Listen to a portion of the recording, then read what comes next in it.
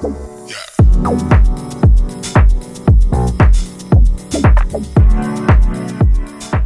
there's one thing I don't like.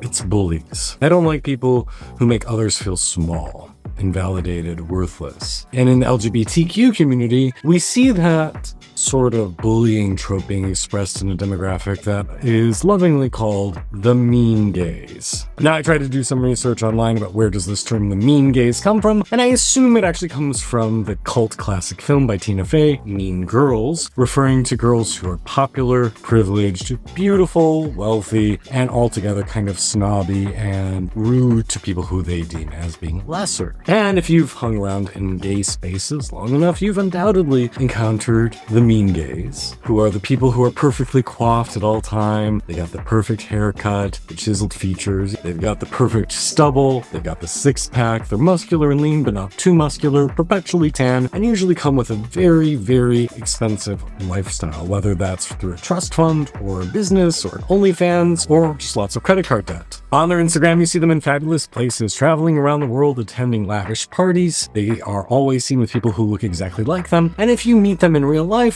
they probably will not speak to you unless you have a massive Instagram following or something that they can get out of it, or someone that they want to lay. They won't usually engage with you, or if they do, they'll make you feel a little bit less than, a little bit invalidated, like you don't matter. You're perhaps even a scourge upon the earth and wasting their time. We also lovingly call these the WeHo gays, because everybody kind of looks the same and all acts a little privileged and snobby. Now, if I sound a little judgmental about this, congratulations, you noticed.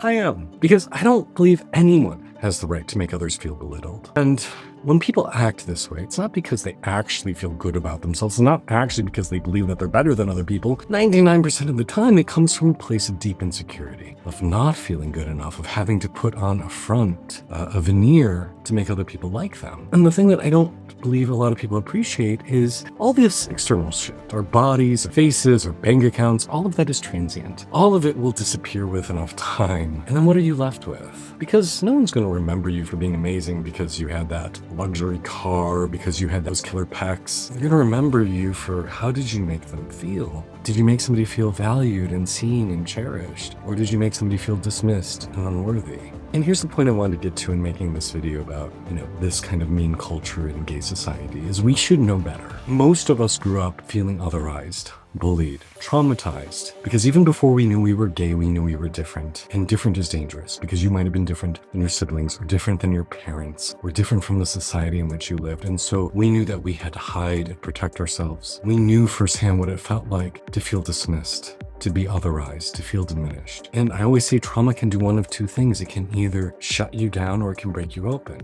Those difficult experiences we have early in life can ultimately make us more grounded, more compassionate, more loving human beings for one another. Or if we don't deal with it well, it can make us callous and jaded. And what we see in the gay community is people perpetuating that hurt and hurting others because they're hurting themselves. You go into a lot of gay spaces and they are not welcoming. You go to a gay bar, you go to a gay festival, and unless you look a very specific way, you are not going to feel celebrated. And I think that's terrible. It costs so little effort to make somebody feel seen and appreciated. I really always strive to go out of my way to see people, to thank them for their attention. And I'm not perfect, I'm rude sometimes, I have bad days. But to really see people and appreciate them. They say you judge a person's character not by how they treat their equals or those who they see as being their equals. We judge a person's character by how they treat those that society views as insignificant, whether it's their Uber driver or the salesperson at the store or the stranger on the street or that nerdy kid in glasses who has bad acne and is newly out at 21 and feels completely invisible. I think we are capable of better in the gay world. I think we are capable of being immensely compassionate, tolerant, loving people, and I just don't see it. And I make this video today because there's a lot of gay people who watch my videos. And undoubtedly there's going to be someone watching this video who comes from a place of privilege. They have a lot of beauty or a lot of muscles or a lot of money or a big dick or something that our society lauds. What I'm gonna say to you is, how are you using that privilege to make other people feel empowered? And if you ever feel inadequate, how do you own that? How do you work to heal yourself rather than just diminish others in a bid to make yourself feel better? Because we've all seen people on both sides of the spectrum. We've seen people who hurt others because they're hurting, and we see others who use their own internal hurts to help others feel more empowered and to lift them up. We are better when we realize that what we do to another person, we do to ourselves. We are not as separate as we think. On a very energetic level, the same consciousness that created you, created me, created everything. And so if we treat each other not just as a beloved friend or a neighbor, but treat them as we treat ourselves. And that's something most of us hear as a little kid and we forget about it, but really seeing our own divinity reflected in another person's and treating them accordingly, the world becomes a much better place. So that's my invitation to you, whether you're a nerdy gay or a mean gay or a not gay or a weird gay or whatever, my invitation for you is, how can you treat everyone you meet with more loving compassion?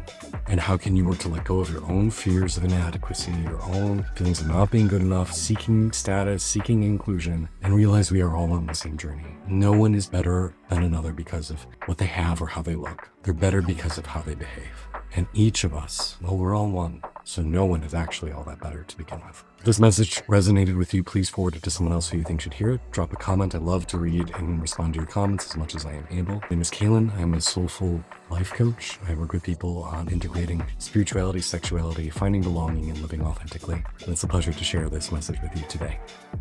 Love and blessings to you all.